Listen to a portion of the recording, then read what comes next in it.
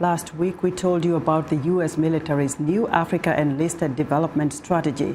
The plan by U.S. Africa Command expands education initiatives for non-commissioned military officers, those troops who typically carry out the military's missions. In its first year, the plan focuses on 4 countries: Ghana, Botswana, Liberia, and Malawi.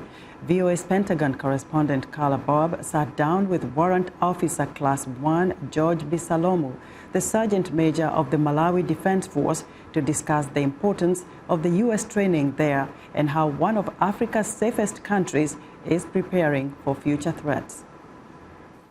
Non-commissioned officers are known as the backbone of defense forces, the eyes and the ears on the ground. How does this education help make better troops? So, as you know, backbone, all the time, backbone must be strong. So we, as the NSO of Malawi Defense Force, we're supposed to be very strong in terms of education. There's a lot of successes.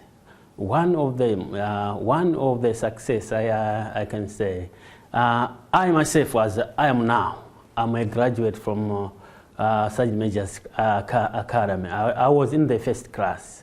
If I didn't do this course, I don't think the commander, Malawi Defense Force, and his team, maybe they can't take me to be in this position. And also, there's some NCOs who are leading the troops go to Peace Intervention Brigade in DRC. They are graduates from this academy. Apart from that, they graduate from other countries. When they came to Malawi to do the course, when they go back to their countries, I can tell you an example for Nigeria. The one graduate from Malawi Defense Force Sergeant Major's Academy currently is appointed to be regimental Sergeant Major in the Nigerian Army. As I'm talking now, there is almost over 11 countries that they are sending their NSOs to Malawi Sergeant Major's Academy. So you can see there is a lot of successes in terms of Sergeant Major's Academy for Malawi. Let's talk about some of the threats that Malawi is facing. What do you think are the biggest threats for Malawi right now? Biggest threats in Malawi Defense Force, maybe because of, as of now, there's, I can say, technology. Maybe in terms of technology, it's maybe in the Malawi Defense Force, maybe we are using maybe old technology, while the other countries, they are using advanced technologies. Not in Malawi, but in northern Mozambique, there's this group that's calling themselves Al-Shabaab, and it's in southern Tanzania as well. Are you worried about that coming to your country?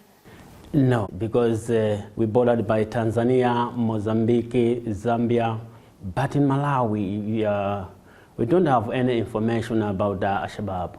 But we know there is Al-Shabaab in Somalia, but in Malawi, no, I don't have that information. So far, you don't see that as a threat? No, I don't see that threat, yeah. And then there's also in travel advisories, there's a heightened threat of a terrorist attack by people motivated from Iraq and Syria.